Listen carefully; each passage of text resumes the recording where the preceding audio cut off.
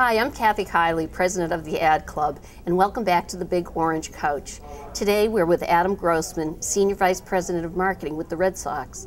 Welcome, Adam. Thank you. Thanks for being me. here. You had a great performance, as I would call it. Thank you. In there, over 200 people here to hear about the Red Sox. There's a lot of big Red Sox fans. So. Yeah. In these interviews, people always love to hear kind of a little bit of the personal side. Yeah. So spend a minute. You showed a great slide of you and your grandfather. Yeah. At Fenway Park. Talk just a little bit about how did you end up in this job? I grew up in Cleveland, in a suburb right outside of Cleveland, and I was raised on baseball. My dad was a huge sports fan. I was always really close to my father. Kind of idolized him growing up. But he took me when we were 7 years old. We would go to about 3-4 ballparks a year, and when I was 14.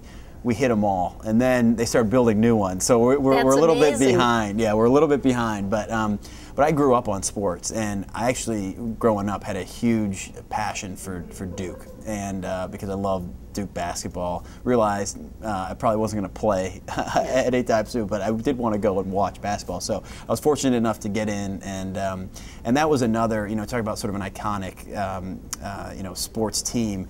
With Duke and the Cameron Indoor experience is actually, I tell people from a college basketball standpoint, is a little bit like Fenway. A lot of people I know are not huge Duke fans, but just going and experiencing a game there is different than everything else.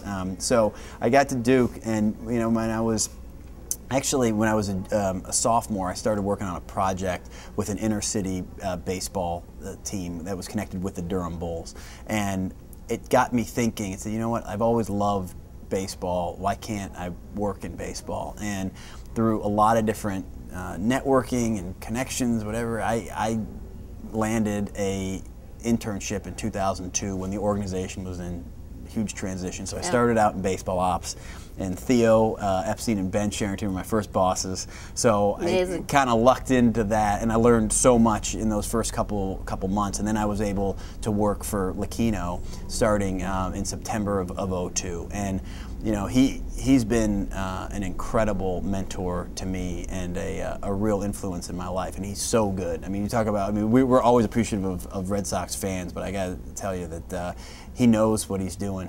And he and Sam Kennedy, and we just have a great team, and I got to know those guys really well when I was sort of growing up within the organization. I was a special assistant to Larry for about 5 years, and then I became the VP of marketing for a year before heading down to Miami.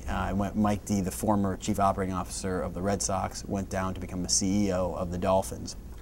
So I thought it would be really interesting. You switch markets, you get a little better weather, but you switch and switch sports, so you get to see a very different perspective. And so I was there for 3 seasons, and but I missed this here, and I was fortunate to get an opportunity to come back and work a lot on our marketing and our branding and our brand development strategies. So I'm thrilled to be back, and I really feel fortunate to be a part of the organization. Talk about Boston and Boston fans, and what makes this group different than the rest of the country? When I tell people about Boston fans, I always say, think about sort of your best college sports environment, and then translate that into a professional sports atmosphere, and that's what Boston fans are all about. It's a big time city, but it's small enough to really embrace the sports franchises, and all of them. I think we all benefit from the fervor and fanaticism of the market, but it's definitely a different tenor. And even when I was sort of growing up, if you will, with the Red Sox, Larry always said, because Larry L'Aquino was with the Orioles and he was with the Padres before coming here, and he said he almost sort of felt like he was graduating to the Red Sox. It's a different level of intensity, but they're so knowledgeable, and they can't get enough. And for us, it can be challenging at times in that environment, but on the whole, it's a huge opportunity for us. Very vocal fans. Very, very. But that's part of it. Anytime sports are emotional, so anytime you're really invested, there's going to be you're going to have vocal fans. You're going to have a lot of opinions. But if they weren't giving you your opinions, it means they probably don't care, and then that's when we're in a real problem. You know, Right. people care, and at the bottom line, that's so important for us. And you're back at an exciting time, 100th anniversary of the Yeah. park Yeah. itself, or I think it was referred to today as the cathedral. Yes, Cathedral it's of the baseball. cathedral. It is, and it's a true baseball cathedral. But this will be a year to remember. I mean, I think with all the activities that we have planned, and anytime you have a 100-year history period, you know, it's something to embrace. But when it's baseball and when it's Fenway and it's the Red Sox, I mean, it's sort of a year-long firework that we're trying to create. And you mentioned, which it rarely gets done, that they're going to have the Throwback Uniform Day. Yeah, we'll have a couple throwbacks this year. We're going to have, you know, and a lot of the on-field pageantry will be a reflection of what has gone on in yesteryear, and making sure that we shine the light on that, and again, having everybody that comes to Fenway Park feel like they're a piece of something that's a little bit different for this year.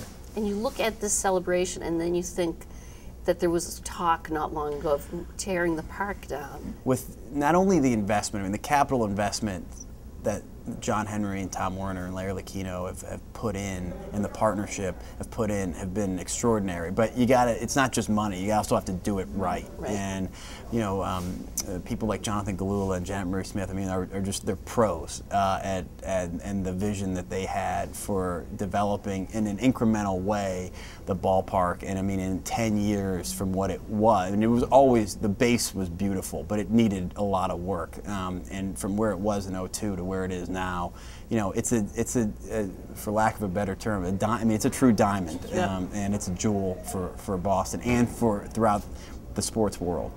And talk about your theme song that's being developed. So we've got John Williams, the famous Hollywood composer. I mean, he's just, you know, in a class by himself. It's an enormous Red Sox fan. So Sarah McKenna, who is one of our VPs and leading a lot of our 100th year celebration, reached out to him a couple years ago and said, "Let me float an idea by you." And he said, "I'm a Sox fan. I'd love to do it." And so he was here with the Pops over the weekend, and you know, he was conductor for a song that's specifically that he wrote for Fenway and to Fenway, and we'll have it for years. So it's great. I mean, and that's part of what brings all this to the surface too, is that 100th years, it's a sort of a clarion call for so many people, not only you know, the diehard fans, but you know, we've got a lot of people that you know, that I know, that are celebrities that are also diehard fans that sort of come to the surface and want to contribute in their own way. Who are some of the celebrities that people would know that are just diehard Red Sox fans? You know, Damon and Affleck are big time. Stephen King is a huge Red Sox fan. Conan, you know, went to Brookline High.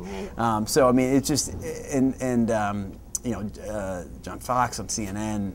You know, there are just some big time Red Sox fans out there that you know, and the list goes on and on. So thank you so much for being here and speaking with the Ad Club today.